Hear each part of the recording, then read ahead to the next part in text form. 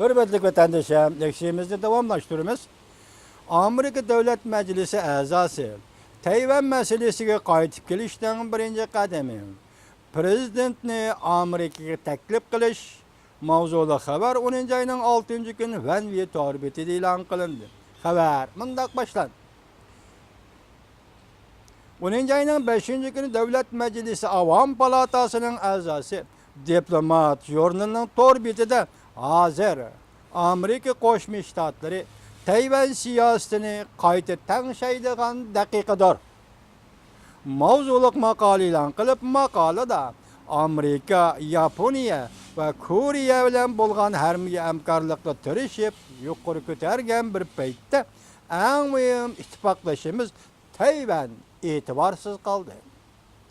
Hozir Amerika Qo'shma Shtatlari Tayvan siyosatiga qaytib keladigan daqiqadir. Diqqat vatandoshim. Hozir Amerika Qo'shma Shtatlari Tayvan siyosatiga qaytib belgilanadigan Tayvan siyosatiga qaytib keladigan daqiqadir. Maqolada yana bunday ko'rsatildi. Amerika Qo'shma Shtatlarining kelar navbatlik prezidenti Jungoning bosh ko'tarishiga qanday taqobil turdi?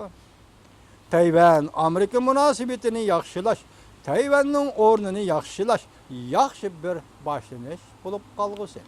Tayvan Amerika munosabatini yaxshilash, Tayvanning o'rnini, ya'ni xalqarodagi o'rnini yaxshilash hozir yaxshi bir boshlanish fursati bo'lib qolgusi.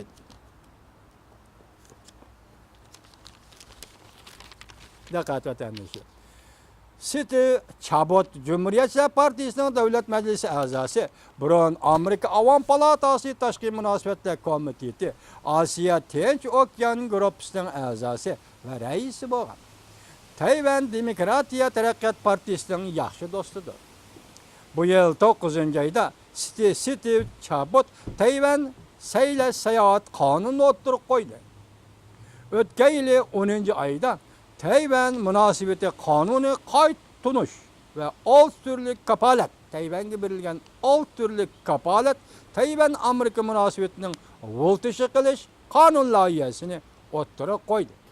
Bu yil 5-oyda Amerika Davlat Majlisi Avam palatasi bu qonun loyihasini g'ayri fikrsiz ma'qulladi. Steve Chabot Amerika Davlat Majlisi Tayvan safining a'zosi ve muşu sepni qurg'uvchilarning biri. Tayvanga qurol-yarog' setib berishni bir qancha qatam qo'llagan. Steve Chabot maqolasida bunday ko'rsatdi.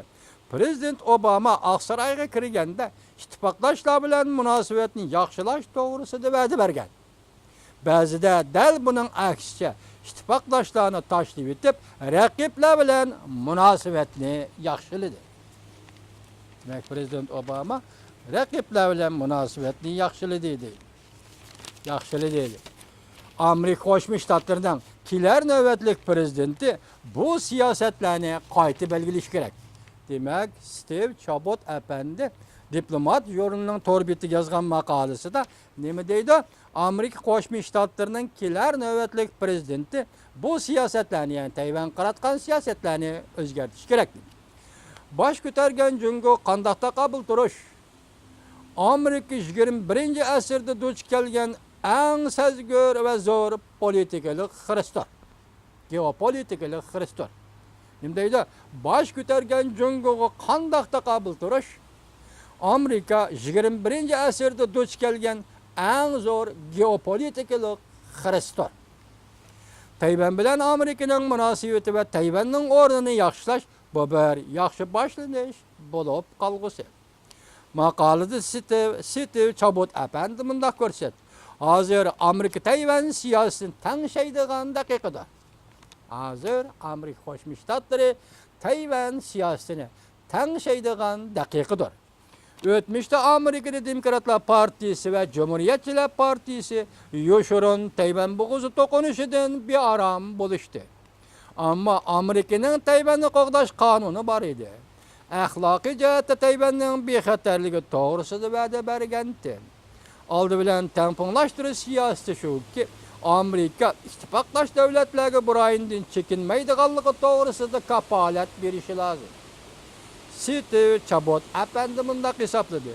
Jungo agar Tayvanga qurol ishlatadigan Amerika cho'qim aralashadi. Diqqat vatandoshlar. Steve Chabot efendi bundaq hisobladi.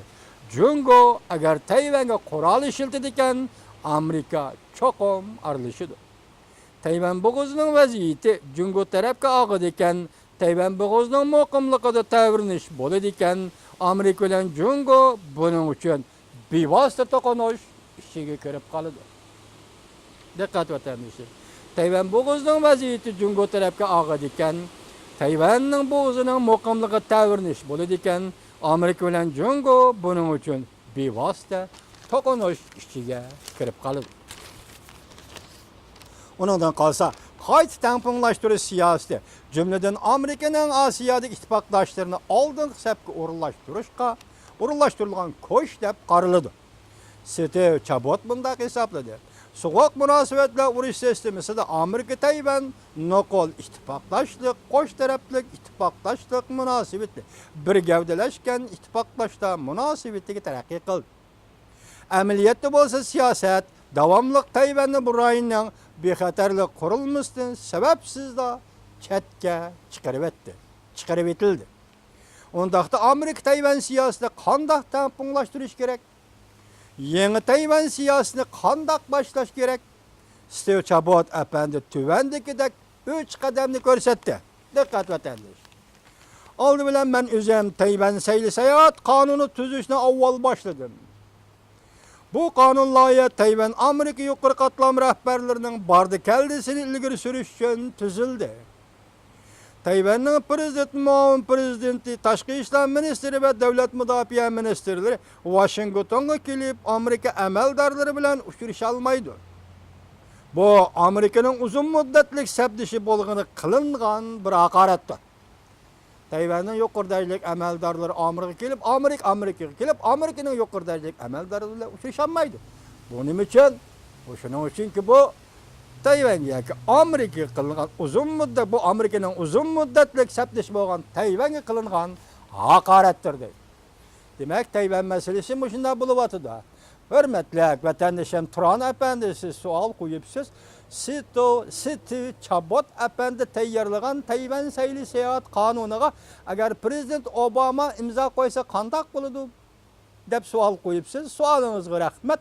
Undaqda men sizga aytay, o'zimning ko'z qarashi bo'yicha aytay, undaqda Amerika Qo'shma Shtatlarining bir jungo siyosati tavrangan bo'ladi. Bir jungo siyosatining mazmuni nima? Tayvanga hukmronlik qilishni qo'llash yoki qisman Tayvan jungoning bir qismi deyish. Bu ikki axborot shunda deyilganida, lekin axborotning bugun hech qanday qimmati yo'q. Chunki axborot yoki uni Xalq vakillar qurultayi jungo tasdiqlagan yoki Amerika davlat majlisi tasdiqlamagan. Shunga axborot. Qachon yetibasi bo'laveradigan narsa. Ikkinchisi, Tayvanga hukmronlik qilish, Tibetga hukmronlik qilish, Sharq Turkistonga hukmronlik qilishni ikki davlat bir-birini e'tirof qilishgan vaqtda e'tirof qilishgan. Lekin esingizda bo'lish kerak, hurmatli Turon efendi, 2014-yili mundaq gaplar o'tirg'i chiqdi. Xitoy ta'kidladi. Nima dedi? Jonijon manfaatimiz Sharq Turkiston, jonijon manfaatimiz Tibet. Buni Amerika Qo'shma Shtatlari e'tirof qilish kerak. Amerika Qo'shma Shtatlari tarafdan chiqqan siyosiy sada nima bo'ldi? Biz buni hurmat qilamiz. E'tirof qilamiz degan gap chiqmadi. Yomon eg'ir gaplar bu.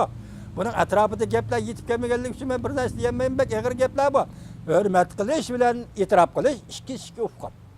Endi bugungi kuni kelganda gapimizga qaytib kelaylik. Anandan keyin yana Arliqda 2014-yil men sizlarga so'zlaganlik siyada Jungoning hukmronlik qilish o'rni yoki territoriyasi qayerdan qayergacha degan so'zlarni men sizlarga so'zladim. Esinglarda bo'lsa kerak, 1998-yil 6-oyning 27-chi sobiq prezident Clinton Beijingni ziyorat qilgan vaqtda 27-kuni Jiang Zeminning oldiga 4 masalani qo'ydi. Sharq Turkiston masalasi, Tibet masalasi, Shanghayda demokratiya masalasi, Tayvan masalasi. Shuningda bir jumla so'z bor edi. Nima so'z? Jungoning hukmronlik qilish territoriyasi zaten qayerdan qayerga. Demak, prezident Clinton va sobiq prezident Clinton o'tirib qo'ygan siyosatlar bugungi davomli mushakkaldi. Xulosa qilganda hurmatli Turon efendi, agar Tayvan sayli sayohat qonuniga prezident Obama imzo qo'ygan bo'lsa, Amerikaning bir jungo siyosati tavrinish davriga kirgan bo'ldi. Prezident Obama, hurmatli prezident Obama vazifa o'tashning eng oxirgi mezgiliga yetib keldingiz. Siz zo'r siyosiy natijalarni qo'lga keltirdingiz. Shuning eng oxirgi sha'an sharifi bo'lish sifati bilan men Steve Chabot apandi o'tirib qo'ygan qonun loyihaga bir amerikalik grajdan sifati talab qilamanki, Prezident Obama imzo qo'yib bering. Agar bu imzo qo'yildigan bo'lsa, urushdan keyingi 70 yillik Osiyoning tarixi, hatto dunyoning tarixi undash belgisi qo'yildi. Agar buning Prezident Obama bu qonun qo'l qo'ydigan bo'lsa, undaqda Jungoning siyosiy, Osiyo siyosiy qarqilgan siyosat nuqtai nazaridan aytganda, Jungoning hozirgi holatiga, hozirgi tartib dunyochilik hozirgi holatiga oxirgi undash qo'yildi. Bu vaqtda Tayvan masalasi, Tibet masalasi, Sharq Turkiston masalasi gavdalik o'tirib chiqdi. Kishilik huquq doirasidan olqib chiqib siyosiy masalaga aylandi. Bu mening ko'z qarashim, men tahlil qildim Turan apandi. Yana savolingiz bo'lsa qarshi olman. Rahmat sizga.